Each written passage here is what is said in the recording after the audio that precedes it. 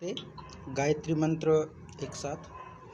ओम भूर्भुवः स्वः तत्सवितुर्वरेण्यं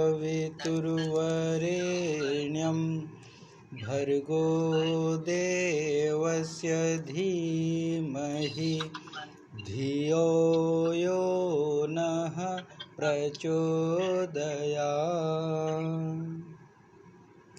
ॐ शान्ताकारं भुजगशयनं पद्मनाभं सुरेशं विश्वाधारं गगनसदृशं मेघवर्णं शुभांगं लक्ष्मीकान्तं कमलनयनं योगिभिर्ध्यानगम्यं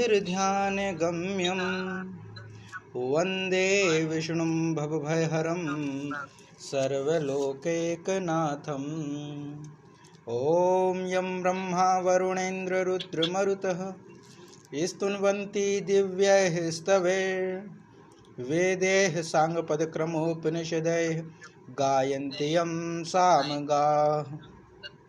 ध्यानावस्थिततद्गतेन मनसा पश्यन्ति यं योगिनो यस्यान्तं न विदुः सुरासुरगणाः देवाय तस्मै नमः, देवाय तस्मै नमः। सभी को नमस्ते। गीता माता ऑनलाइन कक्षा में आप सभी का स्वागत है। नमस्कार। नमस्कार माता जी। अभी हम 10वें अध्याय का अभ्यास कर रहे हैं, जिसमें 11 श्लोकों का अभ्यास हो गया था, जिसमें भगवान श्री कृष्ण अर्जुन को यह फल बता रहे थे कि जो भक्त मुझे प्रीतिपूर्वक भजता है, प्रेम पूर्वक मेरा भजन करता है, मेरी स्तुति करता है, तो उसका क्या फल मिलता है। तो इसके विषय में उन्होंने कह दिया था कि जो भक्त हैं उनके ऊपर अनुग्रह करने के लिए उनके कर्ण में, अंतःकरण में स्थित होकर के मैं स्वयं उनके हृदय में जो अज्ञान है, उस अज्ञान से जो अंधकार उत्पन्न होता है, उस अंधकार को मिटाने के लिए मैं स्वयं प्रकाशमय ज्ञान, तत्व ज्ञान दे करके उसके अंधकार को नष्ट कर देता हूँ। ये सब उन्होंने कह दिया था। अब आगे जो है, अर्जुन फिर से भगवान श्री कृष्ण के प्रति अपने भाव प्रकट करते हैं, एक नई जिज्ञासा प्रकट करते हैं और कहते हैं कि परम ब्रह्म परम धाम परमम पवित्रम परमम भवान।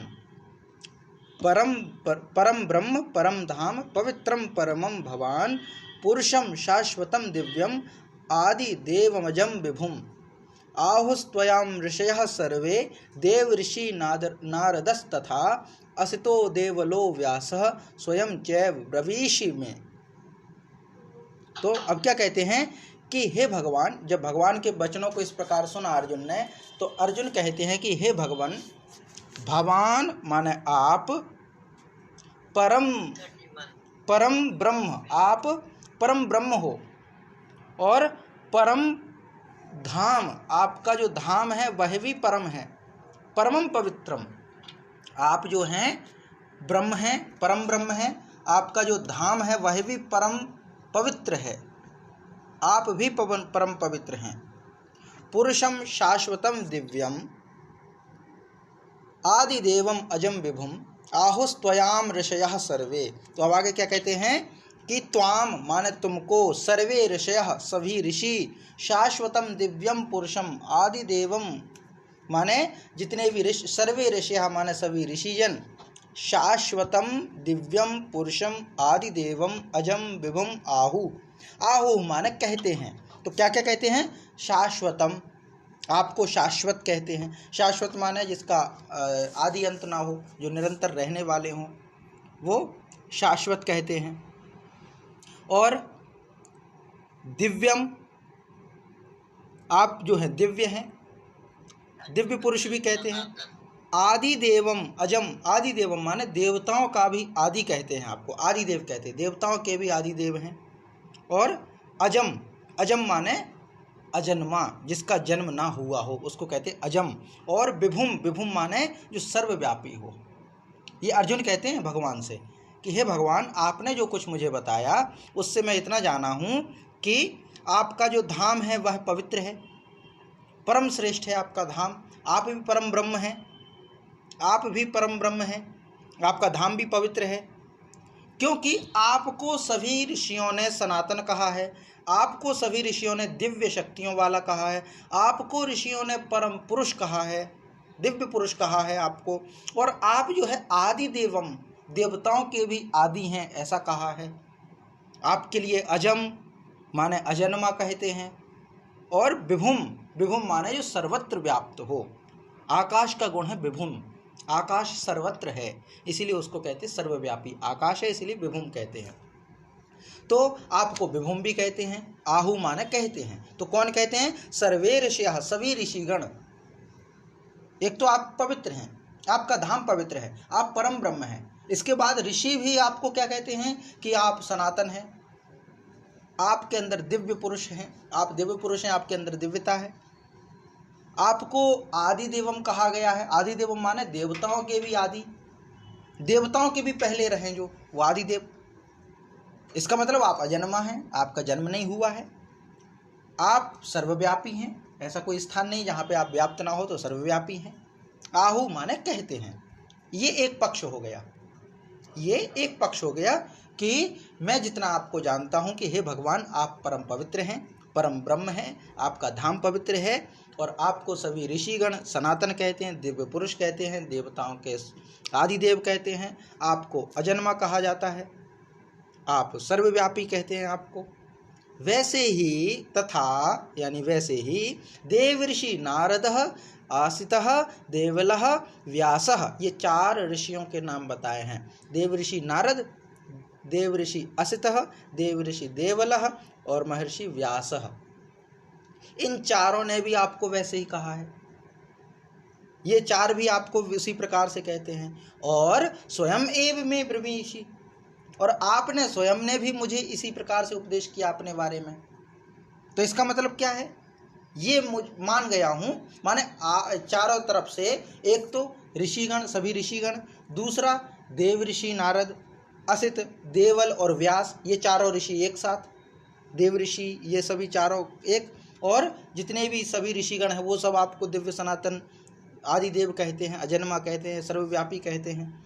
और आप स्वयं भी मेरे प्रति इसी प्रकार के बारे में अपना परिचय देते हैं। ये यहाँ पर इतना हुआ। इससे फिर रिलेट दूसरा श्लोक भी करेगा अर्जुन का। तो यहाँ पर अर्जुन भगवान के बारे में ऐसे ही कहते हैं कि हे भगवान आपका धाम पवित्र है, आप पवित्र हैं, आप परम ब्रह्म हैं, आपको सभी ऋषिगण सनातन कहते हैं, दिव्य पुरुष कहते हैं, देवताओं के आदिदेव कहते हैं, आपको अजन्मा मानते हैं, आपको सर्वव्यापी मानते हैं। उसी प्रकार से देव ऋषि नारद, असित, देवल ऋषि और महर्षि व्यास भी आपको इसी प्रकार से कहते हैं कि आप अजन्मा हो, आप सर्वव्यापी हो, आप दिव्य पुरुष हो, आप देवताओं के भी आदिदेव हो, और स्वयं आप भी इसी प्रकार से मुझे बतलाते हैं। तो इन 2 श्लोकों का अर्थ इतना होता है। और जब अगला करेंगे तो इससे रिलेट कर देंगे। तो 12 और 13 श्लोक एक साथ होते हैं कि परम ब्रह्म परम धाम पवित्रम परमं भवान पुरुषं शाश्वतं दिव्यम आदिदेवम् अजं विभुम आहुस्त्वयाम ऋषयः सर्वे, आहुस्त्वयाम ऋषयः सर्वे देवऋषिर्नारदस्तथा असितो देवलो व्यासः स्वयं चैव ब्रवीषि मे, स्वयं चैव ब्रवीषि मे। तो परम ब्रह्म परम धाम पवित्रं परमं भवान पुरुषं शाश्वतं दिव्यं, पुरुषं शाश्वतं दिव्यं आदिदेवम् अजं विभुम्, आदिदेवम् अजं विभुम् आहुस्त्वयाम ऋषयः सर्वे, आहुस्त्वां ऋषयः सर्वे देवऋषि नारदस्तथा असितो देवलो व्यासः स्वयं चैव ब्रवीषि मे, स्वयं चैव ब्रवीषि मे। जी इसका पाठ कीजिए। परम ब्रह्म परम धाम पवित्रं परमं भवान् पुरुषं शाश्वतं दिव्यम् आदिदेवमजं विभुम् आहुस्त्वां ऋषयः सर्वे देवर्षि नारदस्तथा असितो देवलो व्यासः स्वयं च एव ब्रवीषि मे।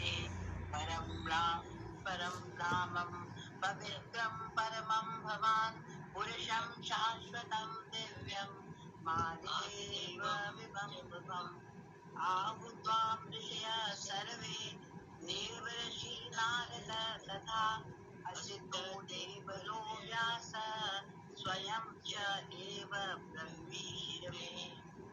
जी धन्यवाद माता जी। इसके पश्चात जब ये कहते हैं कि इतना सब ये लोग कह ही रहे हैं, आपने भी स्वयं के बारे में बताया है, और देव ऋषि नारद, असित, देवल, व्यास, ये सभी भी आपके बारे में बतलाते हैं कि आप अजन्मा हैं, शाश्वत हैं। आपने स्वयं ने भी बताया है। तो आगे क्या कहते हैं, सर्वम एतद्रुतं मन्ये, सर्वम एतद्रुतं मन्ये यन्मां वदसि केशव न हि ते भगवन् व्यक्तिं विदुर्देवा न दानवाः। तो सर्वमेतद्रुतं मन्ये, सर्वमेतद्रुतं मन्ये यन्मां वदसि केशव न हि ते भगवन् व्यक्तिं विदुर्देवा न दानवाः। अब क्या कहते हैं, इसके बाद आगे कहते हैं कि हे केशव यत मां वदसि, यत माने जो, माम माने मुझसे, वदसि माने आप कहते हैं, एतत् सर्वम ऋतं मन्ये, इस सब को मैं सत्य मानता हूँ, इन सब को मैं सत्य मानता हूँ। माने आपने अपने बारे में जो कुछ भी बताया उसको मैं सत्य मानता हूँ, क्योंकि इसी प्रकार का सभी ऋषिगण कहते हैं। इसी तरह से जो है देव ऋषि नारद हैं, देवल हैं, असित हैं, वेद व्यास हैं, वो सब कहते हैं, महर्षि व्यास आपके बारे में बतलाते हैं। तो आपने जो कुछ भी मेरे लिए आपने कहा उस सबको मैं सत्य मानता हूँ, क्योंकि आपके बारे में जो कहा गया वो सत्य है। फिर आगे क्या कहते हैं, हे भगवान, मन्य, मन्य माने मानता हूँ। फिर कहते भगवान ते व्यक्तिम, हे भगवान आपका जो व्यक्ति रूप में जो लीला है, व्यक्ति रूप है जो आप लीलाएं कर रहे हैं इस जन्म में, इसको ना दानवाह विदु ना देवा ही, ना तो कोई दानव जानते हैं इसको और ना ही देवता जानते हैं। माने आपकी जो ये लीला है, आप जो इस रूप में आए हो, आप जो ये सब कुछ कर रहे हो, इसके बारे में ना तो कोई देवता जानता है और ना ही कोई दानव जानता है। आप जो व्यक्ति रूप में आए हो, क्योंकि आपने जो कुछ कहा उसको मैं ऋतम माने होता सत्य, ऋतम वदिष्यामि, उपनिषद में आता है ऋतम वदिष्यामि माने सत्य बोलेंगे, तो ऋतम माने होता सत्य। तो हे केशव यत माम वदसि, जो भी आप मेरे लिए कहते हैं, तत्सर्वम ऋतम मन्ये, उस सब को मैं सत्य मानता हूँ। हे भगवान ते व्यक्तिम न दानवः विदु, हे भगवान आपकी जो व्यक्तित्व है, आपका जो व्यक्ति रूप में जो लीलाएं हैं, उस सब को ना दानवाह विदु, ना तो कोई राक्षस या दानव जानता है और ना देवाह ही, और ना ही कोई देवता भी इस विषय में जानता है। मतलब अगर मैं जानना चाहूँ और इच्छा अगर हो कुछ जानने की, तो ये बात तो बिल्कुल कन्फर्म है कि आप ये रूप धारण किया है, ये सब पूरा मुझे जानना हो तो ना तो किसी देवता से पूछा जा सकता है, ना ही दानव से पूछा जा सकता है। क्यों नहीं पूछा जा सकता है? क्योंकि देवता और दानव के आदि देव हैं, आप तो आदि देव हैं। अब कैसे बताएगा कोई देवता, कैसे बता पाएंगे आपके जन्म के बारे में? आप तो अजन्मा हैं, आपकी लीलाओं के बारे में देवता कैसे बता पाएंगे? क्योंकि देवताओं को तो आपने जन्म दिया। कोई बेटा अपने पिता के जन्म के बारे में कैसे बता सकता है? कोई पुत्र अपने पिता के जन्म के बारे में कैसे बता देगा? तो यही यहाँ पे स्थिति होती है कि आपका जो प्रभाव है, आपका जो ज्ञान है, आपने जो मुझे अपने बारे में बताया, उस सब को मैं सत्य मानता हूँ। और ये भी मैं जानता हूँ कि हे भगवान, आपका जो ये व्यक्ति लीला है, ये जो लीला है इस जन्म में जो आप कर रहे हो, इसको ना तो कोई दानव जानता है और ना ही कोई देवता ही जानता है इसको। ये हो जाएगा पूरा। तो सर्वम एतद् मन्ये, सर्वम एतद् ऋतं मन्ये, तो ये है सर्वम एतद् ऋतं। इसका मतलब सर्वम एतत् ऋतं, ऋतं माने सत्य, तो सर्वम माने सब कुछ, एतत् माने यह, ऋतं माने सत्य, मन्ये माने मानता हूँ, और यद माने जो, माम माने आपने मुझसे, वदसी माने कहा है, केशव हे केशव, हे केशव आपने जो कुछ भी मुझे कहा है उस सब को मैं सत्य मानता हूँ। और नहीं ते भगवान व्यक्तिम, और नहीं है कोई ऐसा जो हे भगवान आपके व्यक्ति रूप की लीला को विदुर माने जानता हो, न देवा न दानवा, ना तो कोई देव है जो आपके बारे में जानता हो, ना ही दानव है ऐसा जो आपके बारे में जानता हो। तो ये कहते हैं कि सर्वमेतद्ऋतं मन्ये यन्मां वदसि केशव, नहीं ते भगवन् व्यक्तिं, नहीं ते भगवन् व्यक्तिं विदुर्देवाः न दानवाः। सर्वमेतदृतं मन्ये यन्मां वदसि केशव नहि ते भगवन् व्यक्तिं नहि ते भगवन् व्यक्तिं विदुर्देवान् सर्वमेतदृतं मन्ये यन्मां वदसि केशव नहि ते भगवन् व्यक्तिं विदुर्देवान् दानवाः। जी, इसका पाठ कीजिए।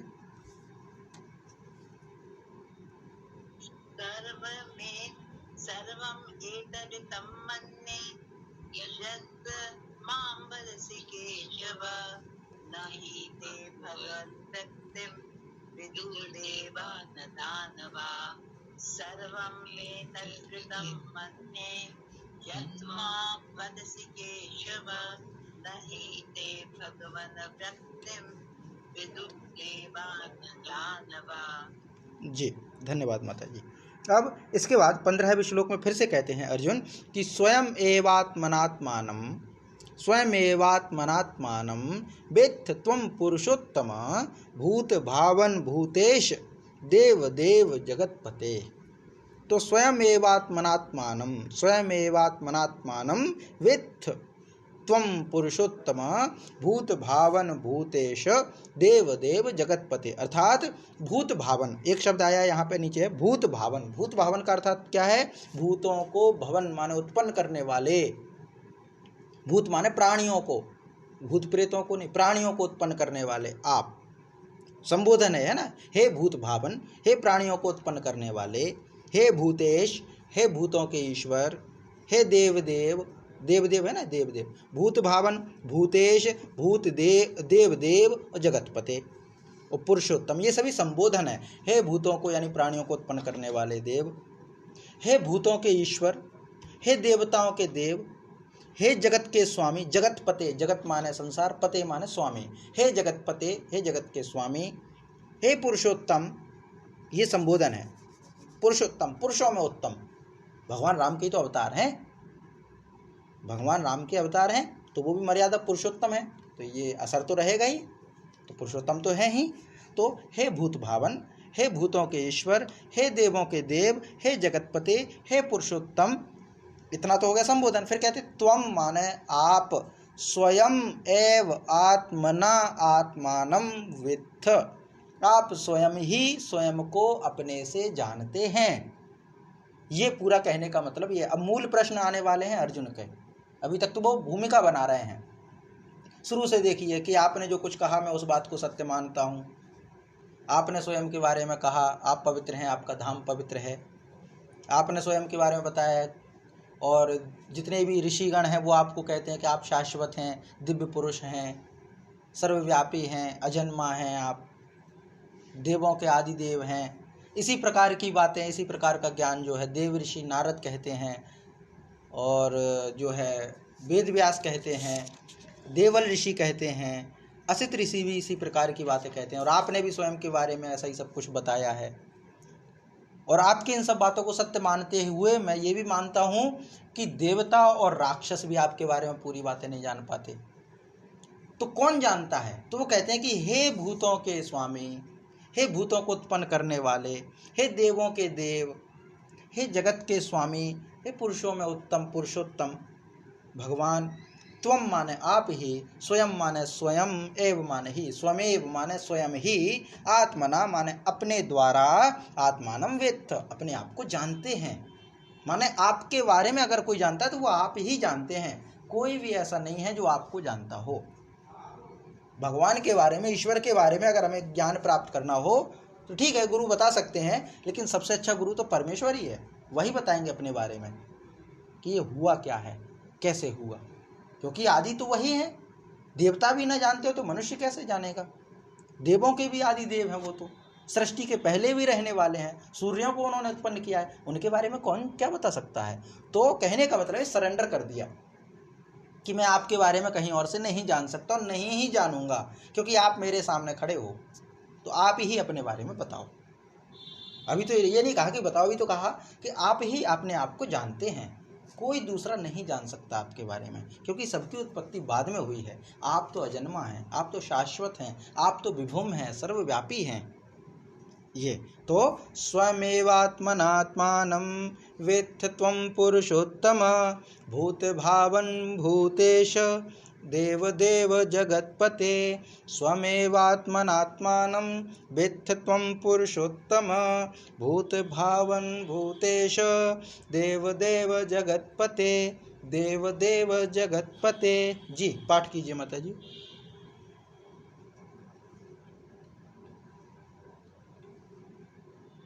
स्वयमेव आत्मना आत्मानं वेत्थ त्वं पुरुषोत्तम भूतभावन भूतेश देवदेव जगत्पते स्वयमेव आत्मना आत्मानं वेत्थ तत्त्वपुरुषोत्तम भूतभावन भूतेश देवदेव जगत्पते।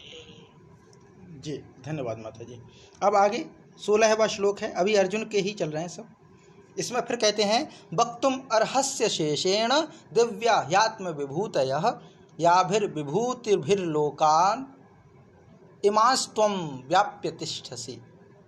तो वक्तुम अर्हसि अशेषेण, वक्तुम अर्हसि अशेषेण दिव्या हि आत्मविभूतयः, दिव्याः आत्मविभूतया याभिर्विभूतिर्भिर्लोकान् इमान् त्वं व्याप्य तिष्ठसि। तो क्या कहते हैं, इसलिए हे भगवान त्वम माने आप ही, दिव्याः आत्मविभूतयाः माने अपनी दिव्य विभूतियों को अशेषेण बिना कुछ छोड़े, बिना कुछ शेष रखे, अशेषेण वक्तुम अर्हसि कहने में समर्थ हो।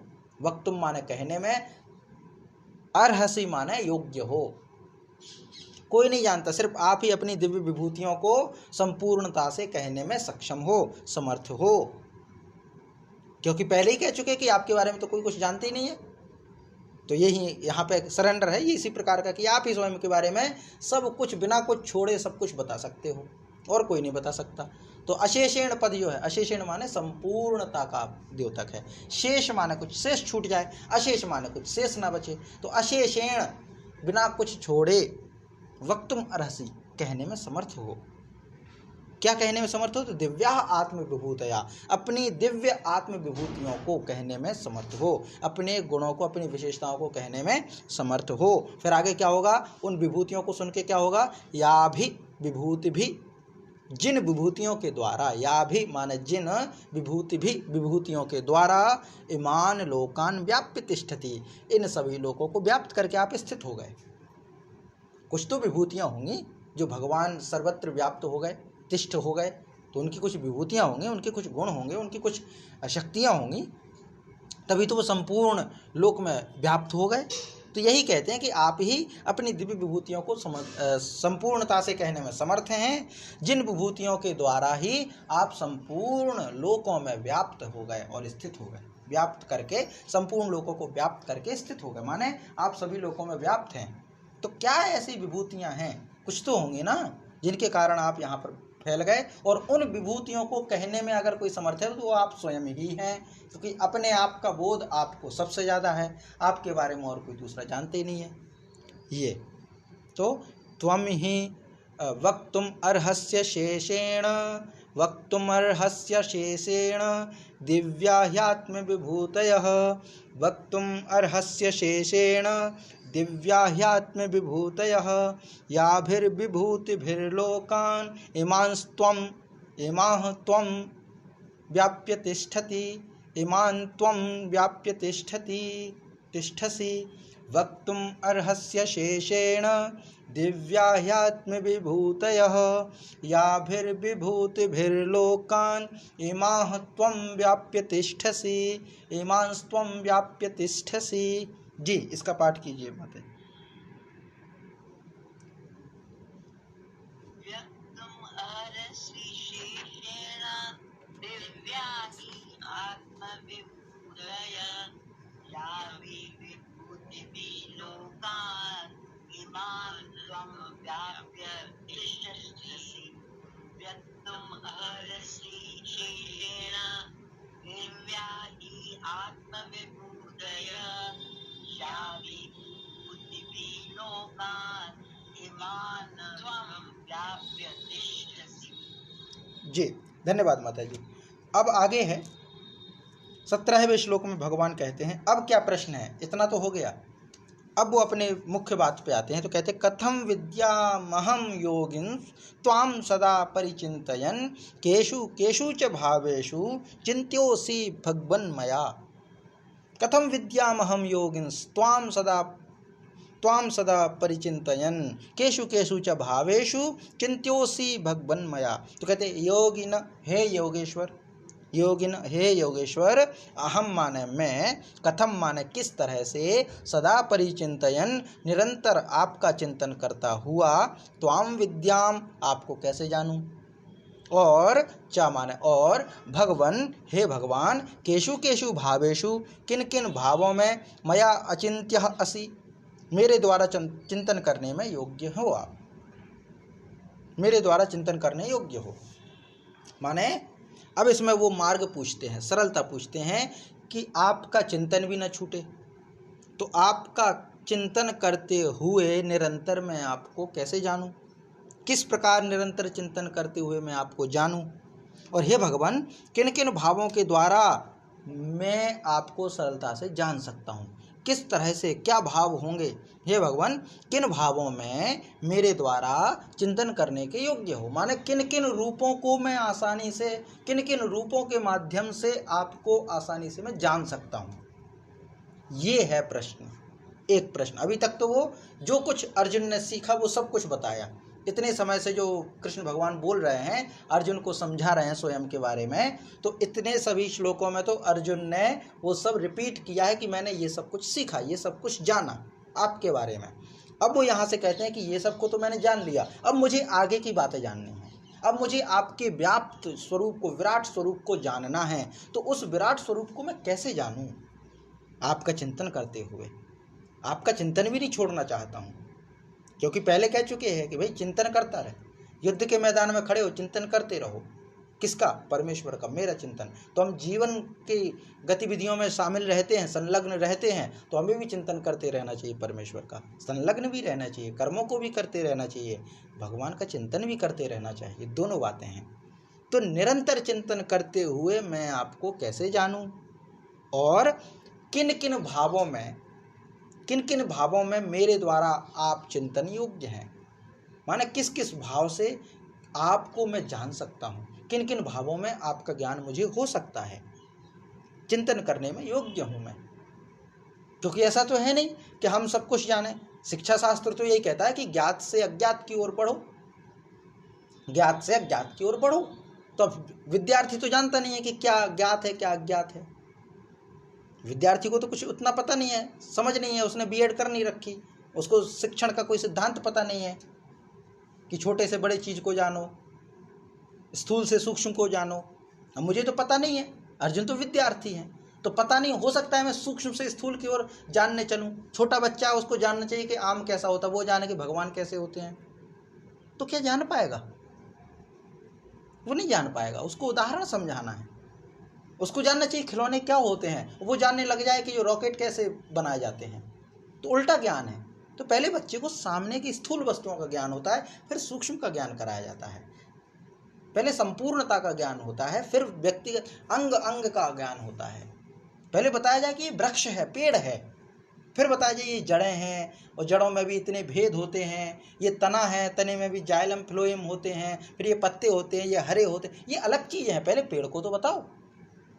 तो ये शिक्षण का तरीका होता है। तो शिक्षार्थी भी, उसको क्यों काउंसलिंग कराना पड़ती है, उसको क्यों जो है हम समझाते हैं, उसको क्यों गाइड की जरूरत पड़ती है, क्योंकि विद्यार्थी नहीं जानता कि कहाँ से पढ़ करके सरलता से मैं जान सकता हूँ।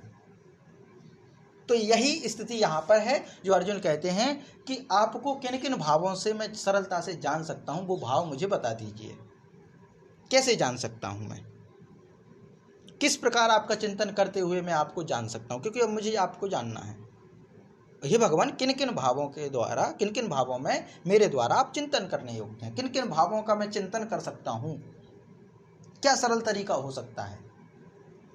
भाई हमें अगर किसी के बारे में जानना होगा, किसी के बारे में जीवनी लिखनी होगी, कोई जीवित व्यक्ति अगर है, मान लीजिए प्रधानमंत्री जी हैं, उन्हीं की जीवनी लिखनी है, तो सबसे पहले व्यक्ति क्या चाहेगा, वो व्यक्ति यही चाहेगा कि पहले एक बार मैं माननीय प्रधानमंत्री जी से तो मिल लूँ और उनसे ये तो जान लूँ कि प्रभु हे प्रधानमंत्री जी, मोदी जी, मैं किस प्रकार आपके बारे में जानूँ, कहाँ से लिखूँ, कहाँ से मुझे आपके बारे में जानकारी मिल सकती है, कुछ आप बताइए अपने जीवन के बारे में। तो यही होगा ना, इस सामने वाले व्यक्ति के बारे में अगर हमें लिखना है तो उसी से पूछेंगे ना। तो अर्जुन कहते हैं कि हे भगवान, मैं आपके बारे में जानना चाहता हूँ, तो बताइए किस तरह से मैं सरलता से जान सकता हूँ, किन किन भावों का चिंतन करके मैं जान सकता हूँ, मैं आपका चिंतन करते हुए कैसे मैं आपको जान सकता हूँ। ये सब प्रश्न यहाँ पे पहला है।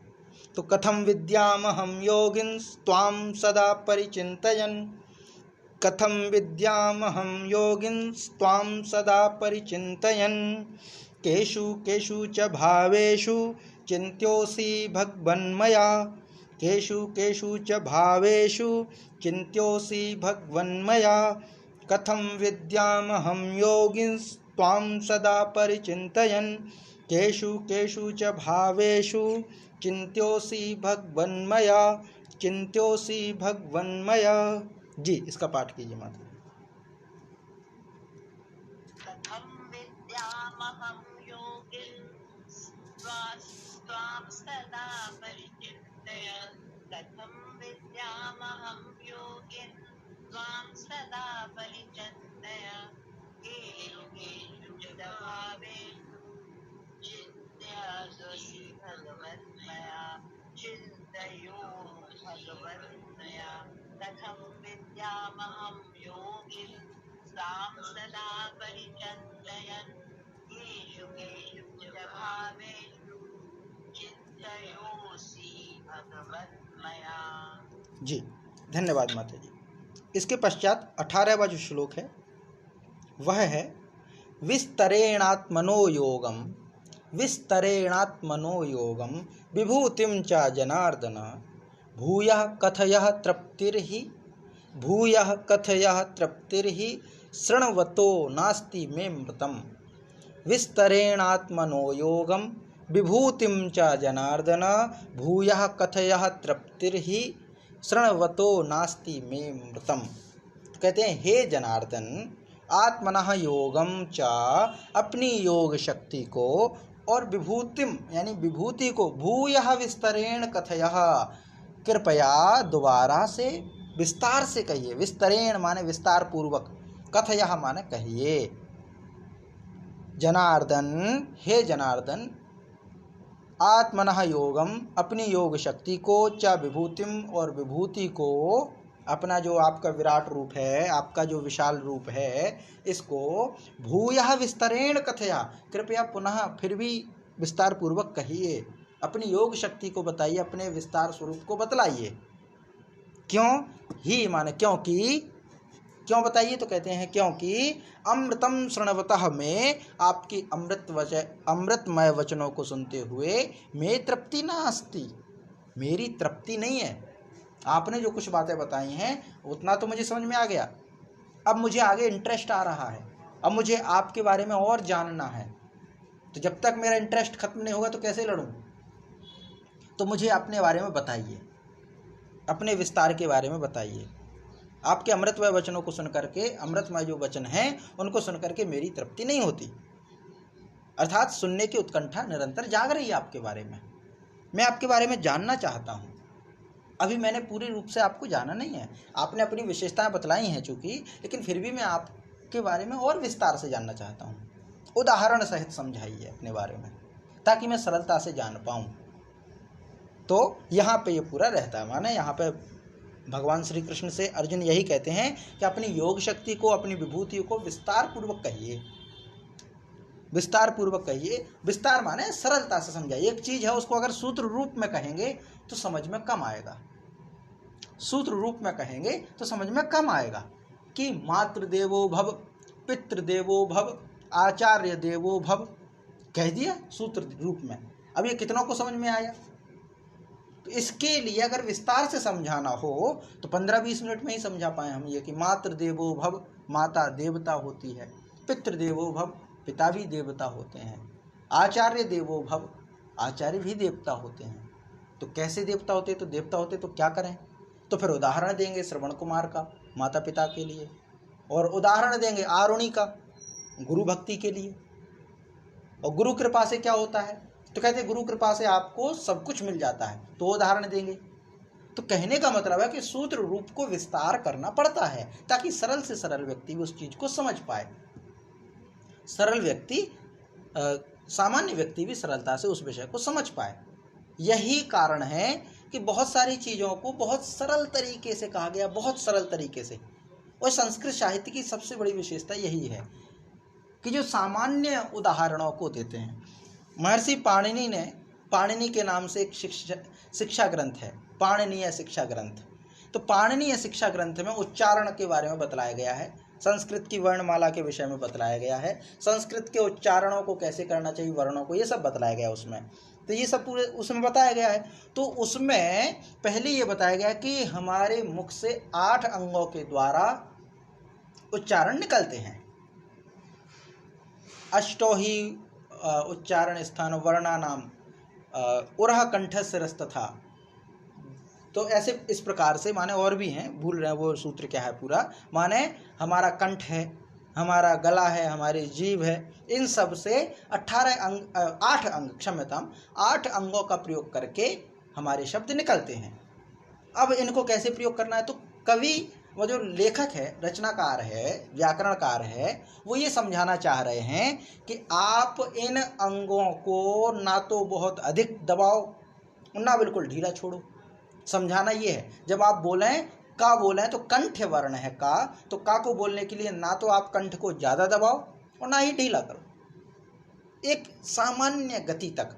तो उदाहरण क्या दें, कैसे इसको माने, तो बहुत सुंदर उदाहरण दिया है जो कोई व्याकरण, ग्रामर तो इस तरीके से सिखाई ही नहीं जा सकती, इस विषय को नहीं सिखाया जा सकता जितने सरलता से उन्होंने सिखाया है। क्या सिखाना है, चीज़ ये सिखानी है कि भाई जब आप कोई अक्षर बोलो तो उच्चारण स्थानों पर ज़्यादा दबाव ना डालो और दबाव को कम भी ना करो कि ठीक से बोल भी ना सको, ये समझाना है। तो उन्होंने उदाहरण दिया कि जिस प्रकार कोई बाघिन, बाघिन स्त्रीलिंग में, बाघ के जो स्त्रीलिंग है बाघिन, जिस प्रकार कोई बाघिन अपने दांतों से अपने बच्चे को उठा करके एक स्थान से दूसरे स्थान तक ले जाती है, तो दांतों से अपने बच्चे को उठा रही है लेकिन दांतों को दबा नहीं रही है ताकि बच्चे को कष्ट हो जाए, और इतना भी नहीं ढीला छोड़ना है कि बच्चा गिर जाए। तो जिस प्रकार बाघिन अपने बच्चे को उठाते हुए दांतों को ना तो ज़्यादा दबाती है कि उसका जो है अंदर शरीर में प्रवेश कर जाए दांत, और ना ही इतना ढीला छोड़ती है कि बच्चा गिर जाए। तो जिस प्रकार बाघिन अपने दांतों में बच्चे को फंसा करके बिना उसको नुकसान पहुंचाए एक स्थान से दूसरे स्थान तक रख देती है, उसी प्रकार स्थान, उच्चारण स्थानों का प्रयोग करके वर्णों का उच्चारण करें। अब ये देखिए कितने सुंदर तरीके से समझाया, कितना अच्छा उदाहरण। पूरी व्याकरण शास्त्र में कहीं ऐसा उदाहरण नहीं होगा इस चीज को समझाने के लिए, दुनिया की किसी भी भाषा में नहीं होगा कि बाघिन अपने बच्चे को कैसे उठाए। व्याकरणकार ने इसको देखा और शास्त्र में प्रयोग कर दिया, उदाहरण बना के प्रयोग कर दिया। तो अर्जुन यही चाहते हैं कि सूत्र रूप में आपने जो बातें बताई उसको विस्तार से समझाइए, उदाहरण देकर के समझाइए, ताकि मैं आपके ज्ञान को, आपको बहुत सरलता से समझ पाऊं। तो ये पूरा यहाँ पे हो जाएगा कि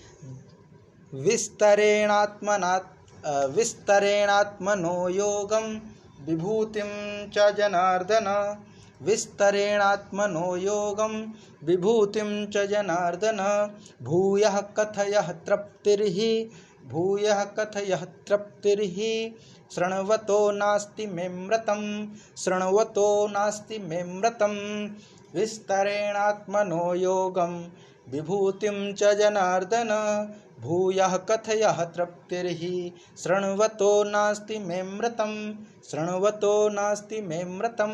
जी इसका पाठ कीजिए माता जी। विस्तरेण आत्मनो योगं विभूतिं च जनार्दन, भूयः कथयः तृप्तिर्हि, शृण्वतो नास्ति मे मृतं, विस्तरेणात्मनो योगं विभूतिं च जनार्दन, भूयः कथयः श्रवणतो नास्ति नियमितम्। जी धन्यवाद माता जी। तो यहाँ तक अर्जुन का जो वाच्य है, अर्जुन की जो विषय है वो पूरा संपूर्ण होता है।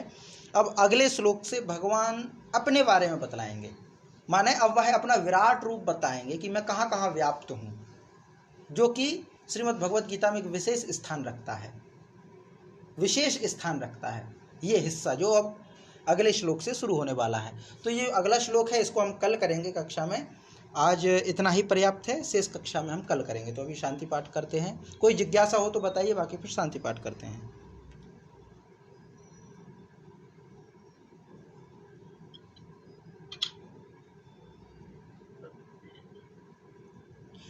चलिए शांति पाठ करते हैं।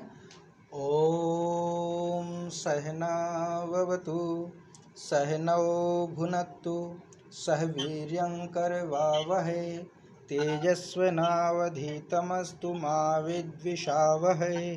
ओम शांति शांति शांति। जी नमस्ते माता।